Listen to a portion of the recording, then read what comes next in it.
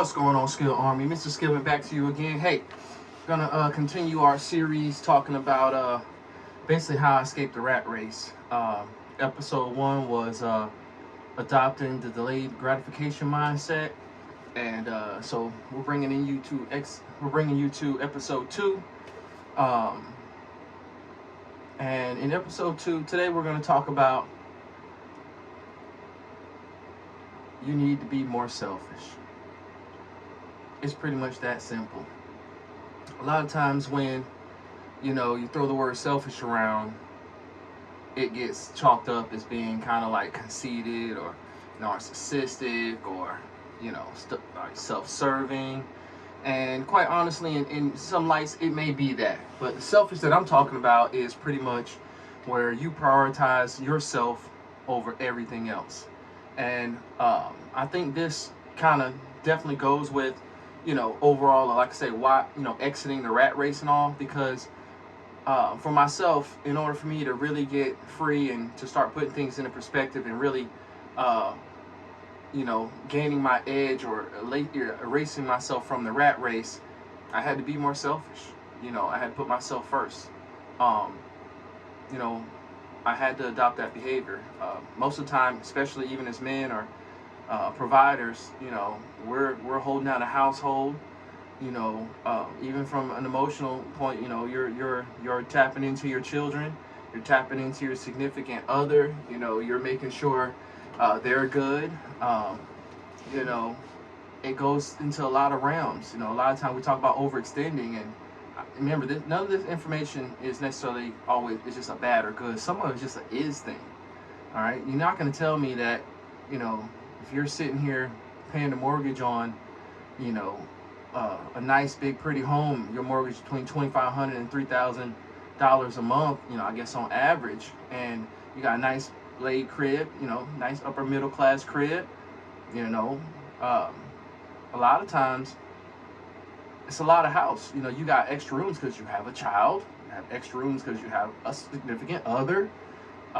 Many of us men, especially kind of in the stoic sense, or guys that kind of like their own space. Me personally, I don't need much space. I had like the dopest garage, in my opinion. I had a garage and an outdoor spot that was excellent. Honestly, I think my dogs and my daughter lived in the house more than I did.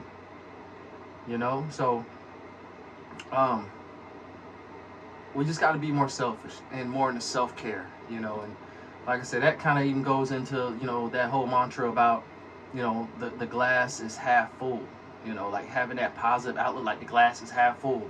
But guess what, motherfucker, the glass don't never really get full. So I mean, you could be half full you want, and that's okay. But like I say, I think that's mediocrity. I think that's I think it's just allowing yourself to stay in the realm of just average, and still not being your whole self or being able to dedicate what you need to your whole self. So we got to be more selfish.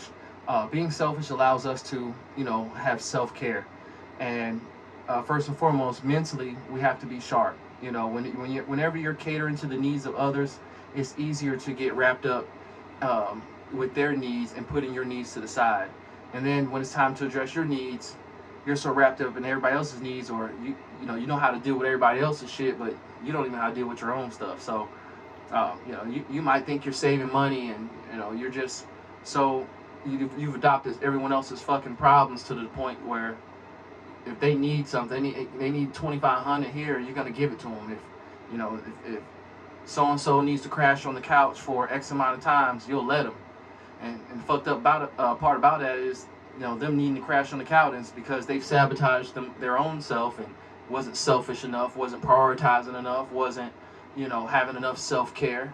They got in a fight with their spouse over some dumb shit. Now they got to come stay on your couch, and one day on the couch turned into 2 weeks on the couch, and 2 weeks on the couch turned into 30 days on the couch. Now your light bill done went up. Like, sounds petty, but we trying to get to a point where we ain't trying to owe nobody. We trying to manage, be more accountable for our funds. We trying to escape the rat race. That's rat race behavior. That's all I'm saying. That's just rat race behavior. And until, like I say, for me, my cup had to spill it over, man. My cup need to be full. You know, you know.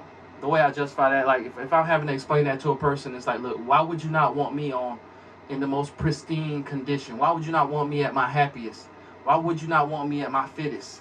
Why would you not want me at my wealthiest? Why would you not want me in the best moods of moods, like the majority of the time? Like, why would you want me on half mood?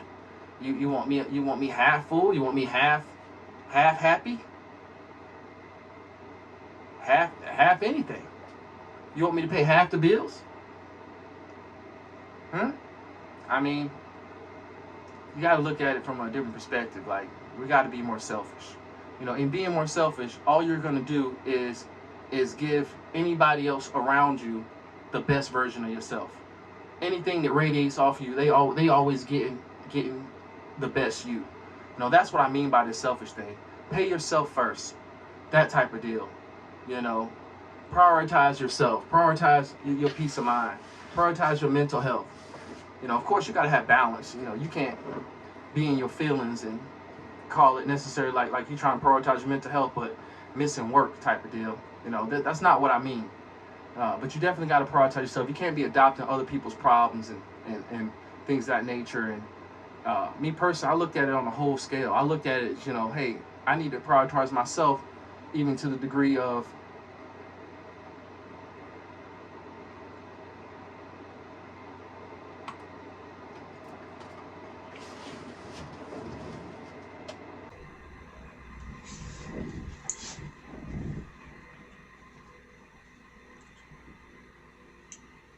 even me. I had to prioritize myself, even to the degree of you know like what's more important. I wanted legacy. You know, I wanted to, regardless of what anybody thought of me or whatever. I wanted to be in the category where I was leaving my children, some money and some property and no debt behind.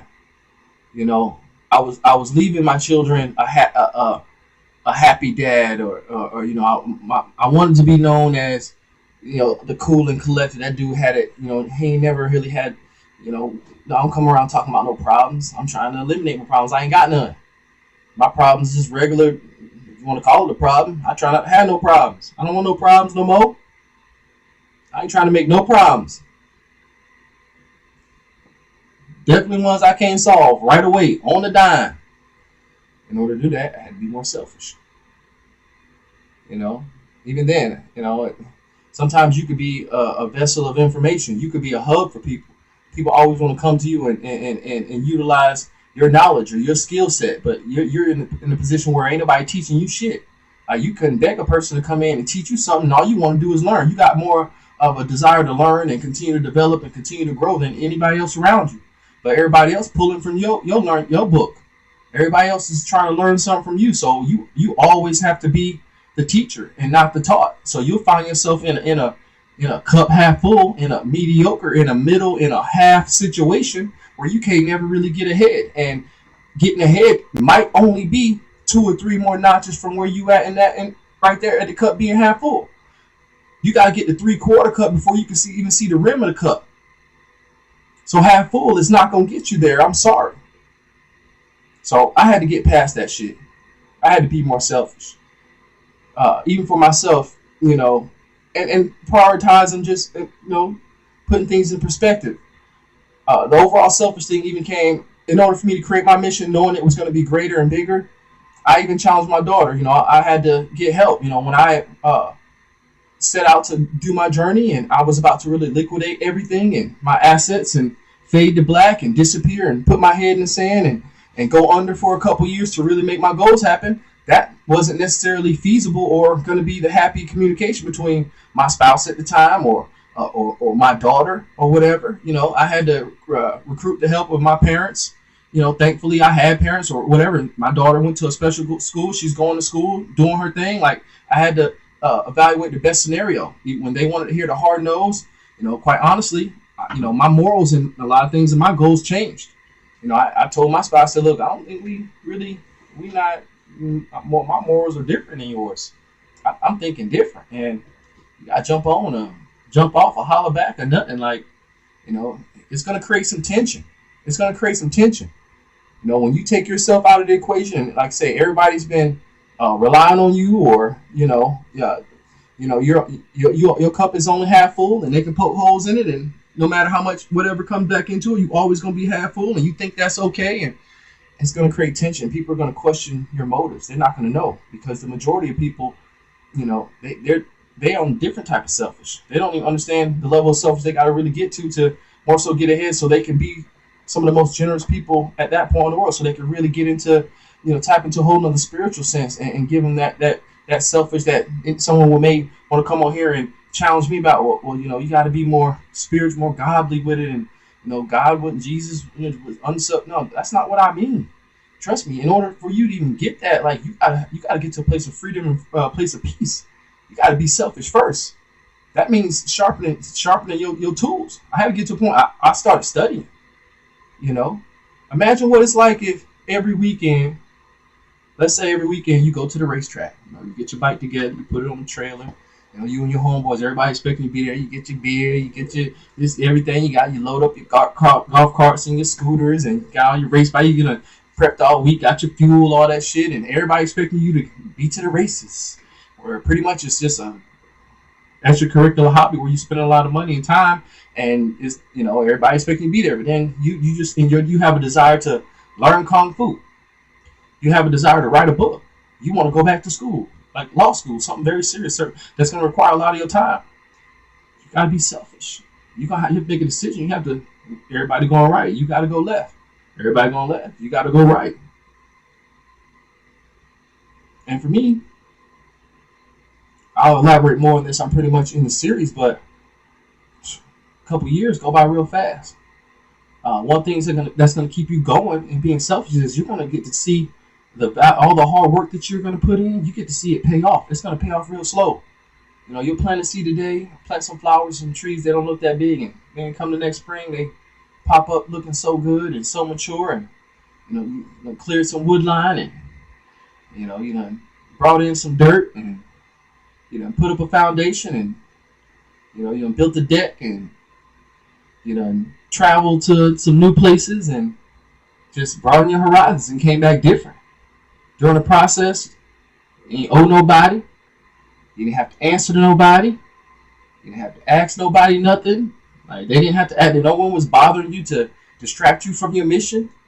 You can take your time. You can go as fast as you want. You go as hard as you want. You didn't have to seek any type of validation or reason. You needed. You had to be selfish. Being selfish requires. I will not lie. It's in the light that I'm talking about. It requires some motivation. It requires some motivation. But things will motivate you. I feel like even if you have your motivation, doesn't have to be all the way up to. When you're selfish, you're so focused on what you got. When you see like the design, how your hard work's paying off, that you're not distracted. You're just not distracted. You got to be selfish.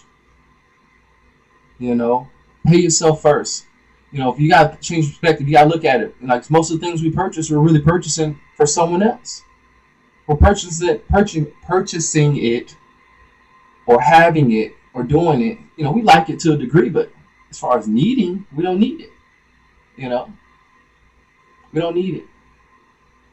What we need, that ain't it. We need to be selfish.